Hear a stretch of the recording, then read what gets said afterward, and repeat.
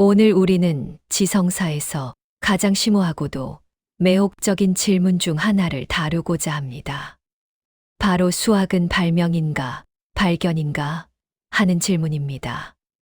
이 질문은 단순한 말장난이 아닙니다.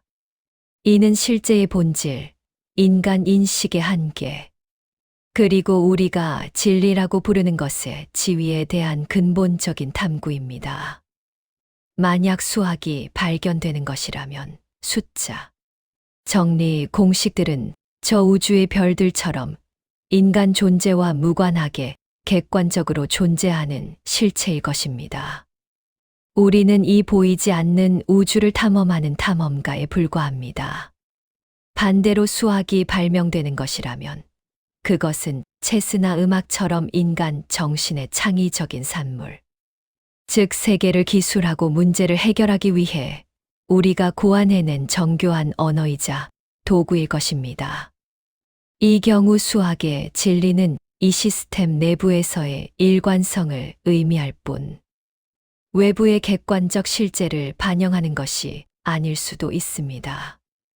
이 두 거대한 관점, 즉 수학적 실제론, 발견설과 반실제론 발명설은 지난 수천 년간 위대한 사상가들의 정신을 사로잡아 왔습니다. 이 문제를 탐구하는 것은 곧 우리 자신과 우리가 살고 있는 세계의 구조를 이해하려는 시도 그 자체입니다.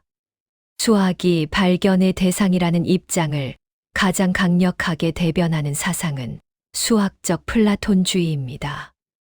고대 그리스의 철학자 플라톤은 우리가 감각하는 이 현상 세계는 불완전한 그림자일 뿐이며 진정한 실제는 영원불변하는 이데아의 세계에 존재한다고 보았습니다. 수학적 플라톤주의는 이러한 관점을 수학에 적용합니다. 숫자 3, 원, 소수 같은 수학적 대상들은 우리의 마음이나 물리적 세계와는 독립적으로 존재하는 추상적 실체입니다.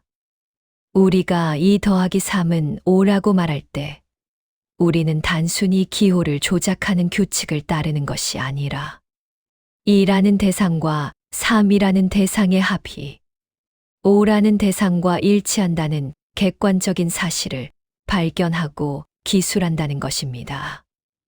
이 관점에서 수학자는 발명가가 아니라 탐험가입니다.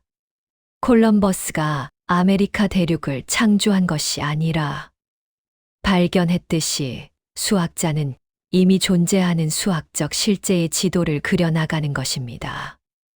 20세기의 위대한 논리학자 쿠르트 괴델은 이러한 플라톤주의의 강력한 옹호자였습니다.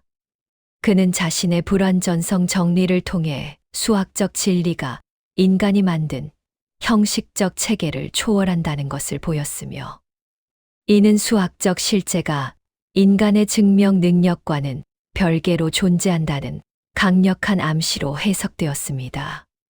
플라톤주의가 그토록 강력한 매력을 갖는 이유는 무엇일까요? 여러 가지가 있겠지만 가장 설득력 있는 논거는 바로 물리학자 유진 위그너가 자연과학에 있어서 수학의 불합리한 유효성이라고 불렀던 현상입니다.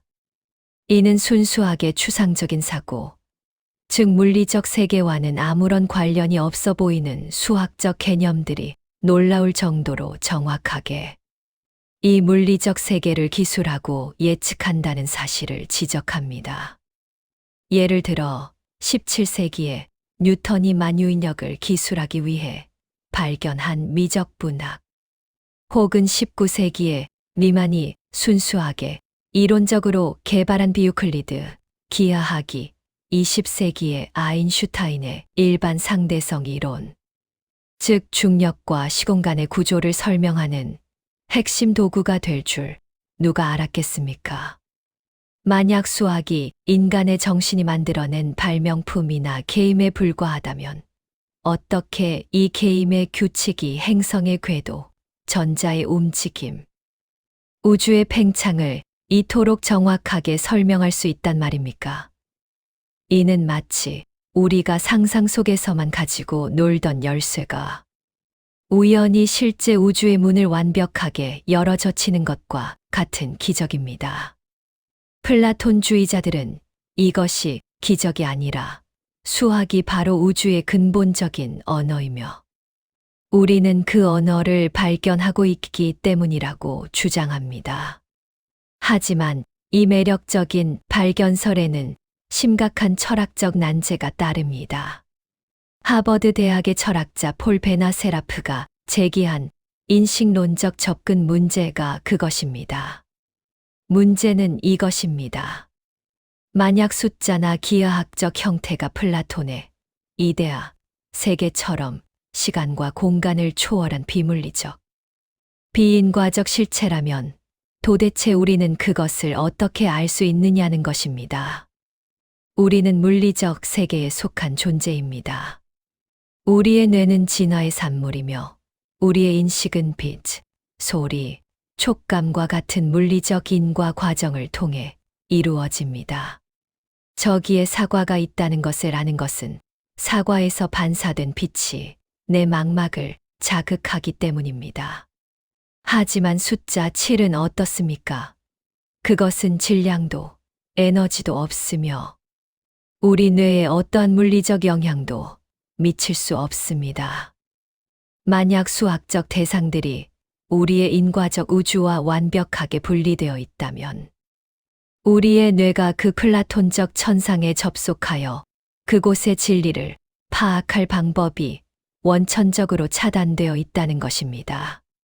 플라톤주의는 수학의 객관성을 잘 설명하지만 우리가 그 객관적 진리를 어떻게 아는지에 대해서는 만족스러운 대답을 내놓기 어렵습니다.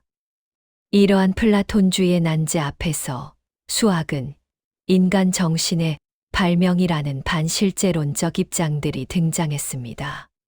가장 대표적인 것이 다비트 힐베르트로 대표되는 형식주의입니다.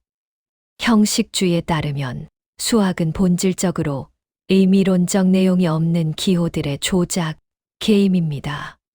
수학자는 특정한 공리를 설정하고 이로부터 논리적 추론 규칙에 따라 새로운 정리들을 도출해냅니다. 이 관점에서 2 더하기 3은 5라는 명제는 추상적인 대상들의 관계를 기술하는 것이 아니라 주어진 공리체계 내에서 합법적으로 도출될 수 있는 기호의 나열일 뿐입니다. 수학의 진리는 곧 무모순성입니다. 체스에서 비숍은 대각선으로 움직인다가 진리인 것은 그것이 체스의 규칙이기 때문이지. 천상의 세계에 비숍이라는 이데아가 존재하기 때문이 아닌 것과 마찬가지입니다. 이 입장은 베나세라프의 접근 문제를 간단히 해결합니다.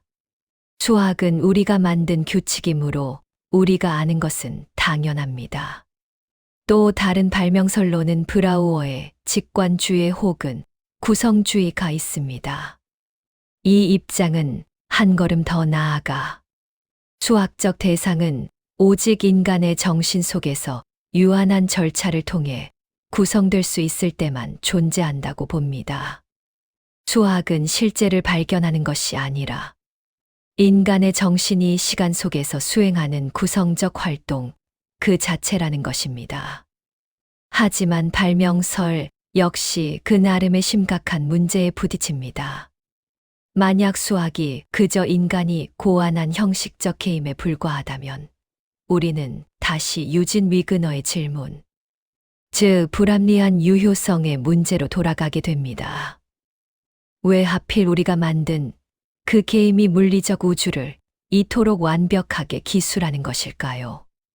형식주의는 이에 대해 엄청난 우연의 일치라고 답하거나 우리가 유용한 게임만을 선택적으로 발전시켰다고 답해야 하지만 이는 많은 과학자와 철학자들에게 만족스럽지 못한 답변입니다. 또한 수학을 하는 수학자들의 실제 경험과도 잘 맞지 않습니다. 앤드루 와일스가 페르마의 마지막 정리를 증명했을 때 그는 자신이 새로운 게임 규칙을 발명했다고 느끼기보다는 이미 존재하던 심오한 진리를 발견해냈다는 희열을 느꼈다고 고백합니다. 이처럼 발견설과 발명설은 각각 수학의 중요한 측면인 객관성 유효성과 인식 가능성 중 하나씩만을 설명하는 듯 보입니다. 현대 철학에서는 이 양극단을 벗어나려는 여러 시도가 있습니다. 예를 들어 구조주의는 수학이 탐구하는 것이 개별 대상이 아니라 구조라고 봅니다. 혹은 허구주의는 수학이 말 그대로 유용한 허구라고 주장합니다. 우리는 과학을 하기 위해 숫자가 마치 존재하는 것처럼 이야기한다는 것입니다. 결국 수학은 발명인가, 발견인가? 라는 질문에 대한 답은 아직 하나로 모이지 않았습니다. 발견설은 수학이 왜 우주를 설명하는데 그토록 강력한 힘을 발휘하는지를 설명해 주지만 우리가 그 초월적 실제를 어떻게 알 수 있는지에 대해 답하기 어렵습니다. 발명설은 우리가 수학을 어떻게 아는지는 쉽게 설명하지만 왜 하필 그 발명품이 우주의 비밀을 푸는 열쇠가 되는지를 설명하는데 어려움을 겪습니다. 아마도 진실은 이 둘 사이의 어딘가에 혹은 두 요소를 모두 포함하는 더 고차원적인 관점에 있을 것입니다. 어쩌면 수학은 우주의 내재한 논리죠. 구조를 인간의 정신이 언어라는 도구를 통해 포착해내는 과정일지도 모릅니다. 이 질문에 대한 탐구는 계속될 것입니다. 이 질문이야말로 우리 인간이 스스로의 지적 능력과 우리가 발 딛고 선 이 실제의 본질을 이해하려는 가장 고귀한 노력의 일환이기 때문입니다.